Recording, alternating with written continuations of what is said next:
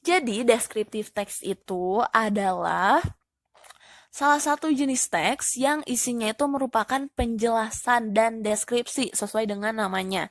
So, as the name implies, descriptive text itu ya teks yang describe atau mendeskripsikan sesuatu tentang suatu objek di sini menurut bentuknya, sifatnya, fungsinya, dan lain-lain.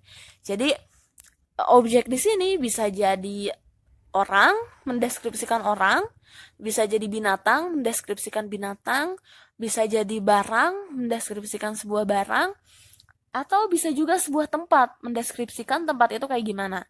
Nah, jadi yang kayak gitu tuh namanya descriptive text. Ketika kita mau mendescribe something, nah kita itu bikin descriptive text. Misalkan, aku punya tas baru dan kemudian aku mau ngedeskripsiin tas itu jadi descriptive text. What should you do? Ya kamu nulis tentang si barang itu, dari si tas itu, in terms of dari segi sifatnya, bentuknya, fungsinya, dan lain-lain. Nah, itu yang bisa kamu include atau yang kamu bisa masukin di sebuah descriptive text. Nah, kemudian apa sih Kak tujuannya buat descriptive text itu? Apa fungsinya? Nah, descriptive text ini berguna atau bertujuan untuk menggambarkan atau menjelaskan suatu objek. Dalam hal ini, fungsinya itu atau tujuannya itu adalah to inform the readers about particular things atau tentang suatu, untuk menginformasikan pembaca tentang suatu benda atau seseorang atau sebuah tempat atau seekor hewan misalkan. Nah, itu adalah tujuan dari sebuah descriptive text. Now, let's move on to the generic structure of descriptive text. Ada apa aja generic structure-nya? Okay, there are two generic structure that we can find in a descriptive text. Yang pertama itu adalah identification, dan yang kedua itu adalah description. Jadi cuma dua ya, cuma dua. Gampang kan? Gampang. Jadi cuma ada dua struktur. Jadi kalau kita mau bikin sebuah descriptive text, harus ada identification-nya dan harus ada description-nya. Apa sih identification? Apa sih description? Nah, oke, kita buka satu-satu definisi-definisinya. So, ini adalah definisi dari generic structure yang ada di descriptive text. Yang pertama itu ada identification. Nah, bagian identification ini dalam teks deskriptif adalah bagian pendahuluan atau bagian pembukanya lah dalam sebuah teks deskriptif. Jadi ini tuh pembukanya, pendahuluannya, dan isinya itu seperti namanya berupa gambaran umum tentang objek yang akan dibahas. Jadi kalau di sini tuh masih secara general banget, secara umum banget. Jadi masih belum ke spesifik objek yang bakalan dibahas. Jadi masih gambaran umum dan bagian pendahuluan. Nah, setelah itu merujuk lagi lebih dalam lagi ada description.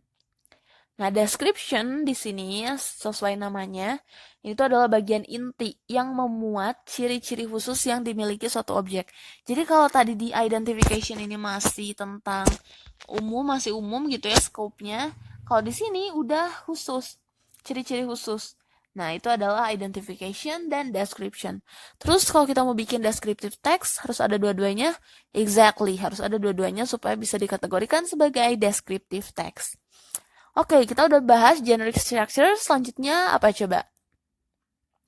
Yap, language features. Ada apa aja fitur kebahasaan atau language features dalam sebuah descriptive text? Nah, ini dia. Yang pertama, sebuah teks deskriptif itu menggunakan simple present tense atau kata kerja simple present gitu ya, yang sekarang. Jadi karena aksinya ini dijelaskan sekarang, itu makanya dipakein simple present tense khusus umumnya.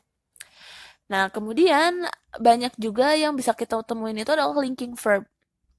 Linking verb atau verb seperti is, seperti am, seperti sounds, looks, itu adalah kata kerja yang umum ditemukan dalam descriptive text. Contohnya apa? Contohnya misalkan My bag is, nah my bag looks like bla bla bla.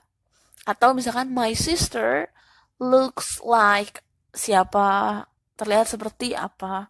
Atau misalkan eh, kita mau deskripsiin artis favorit kita nih, misalkan her voice is, atau her voice sounds so beautiful, her voice sounds so pokoknya linking verb ini adalah hal yang umum karena di sini kita mendeskripsikan.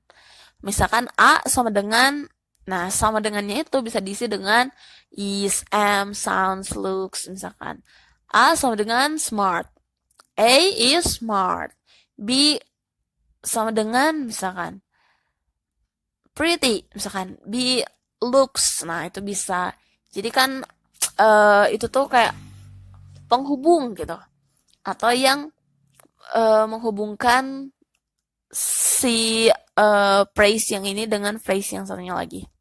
Nah, yang terakhir ini yang banyak juga adjektif, seperti yang aku tahu deskriptif kan ya. Kalau kita mendeskripsikan orang, kira-kira apa sih yang dibahas? Pasti lebih banyak ke sifatnya, misalkan cantik atau enggak lucu. Nah, itu adalah adjektif semuanya. Nah, makanya di sebuah descriptive text it's so common ketika banyak banget jenis atau adjective verb ini gitu, adjective form ini, bentuk dari adjective ini, adjective phrase ini banyak banget pastinya. Nah oke, kita udah bahas tadi language features, kita juga udah bahas tentang generic structure, dan kita udah bahas juga definition and also the purpose. Sekarang kita bakalan ngebahas di example. Example di sini aku akan nyeritain sebuah hewan yang pastinya banyak orang yang suka. Apalagi kalau bukan ini, cat. Oke, di sini aku mau ngasih a simple description, a very short and brief description, descriptive text. Di sini aku mau jelasin selengkap-lengkapnya supaya walaupun contohnya sedikit tapi nanti kalian bisa bikinnya banyak. Oke. Di sini aku nge-describe tentang my Persian cat atau kucing Persia aku. Nah, di sini apa coba generic structure yang pertama dari sebuah teks deskriptif? Yap, adalah identification. Nah, di sini ini adalah bagian dari identification. I have a Persian cat. Nah, I have a Persian cat. Persian cat yang mana? Yang kayak gimana? Nah, itu kan masih informasinya secara umum. Jadi ini adalah identification. I have a Persian cat. And then move to something specific. Kita pindah ke hal yang spesifik atau yang disebut dengan description. Nah, di sini baru udah di-describe secara khusus fiturnya, sifatnya, atau warnanya, misalkan dan lain-lain. Nah, di sini dijelasin, its name is Kiki. Kiki has short legs, large eyes, and short muzzle. Namanya tuh Kiki, si kucingnya ini. Nah, Kiki tuh punya kaki yang pendek, mata yang gede, dan juga punya muzzle, kayak hidungnya tuh kecil gitu. Nah, short muzzle. And also, Kiki has long and soft fur. Jadi, Kikinya nih punya bulu yang panjang dan juga lembut. Dan sekarang kita next lagi jelasin lagi description tentang si Persian cat ini. Kiki likes fish and milk. Kiki is playful and I love Kiki so much. Nah, ini adalah tipe descriptive text. Dan di sini kita bisa lihat, di sini ada identification, sesuatu yang general. Nah, ini description, kita bisa lihat di highlighted words or sentence ini.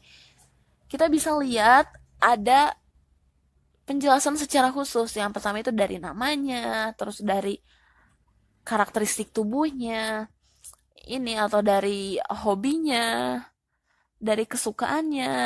Nah, ini adalah description karena ini lebih spesifik, menjelaskan secara spesifik dari segi bentuk, segi sifat, dan lain-lain. Nah, kalau untuk language features-nya apa aja coba yang ditemuin di sini? Banyak ya, is di sini ada juga has, Nah, ini banyak is kan. Nah, itu adalah language features yang pertama. Sorry. Nah, itu yang adjective, sorry. Nah, kemudian oh itu tadi yang aku jelasin itu yang ini ya, yang linking verb kayak is. Nah, ini di sini juga adjektifnya banyak banget. Short, short itu adjective.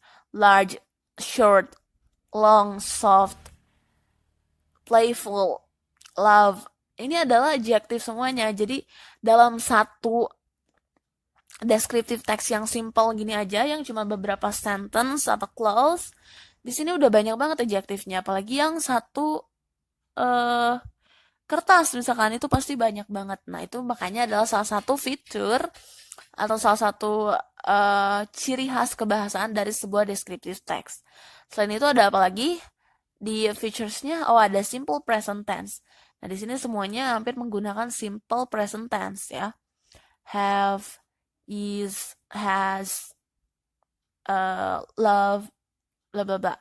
Nah, ini adalah simple present tense. Jadi, kira-kira beginilah tipe atau contoh dari sebuah descriptive text yang biasa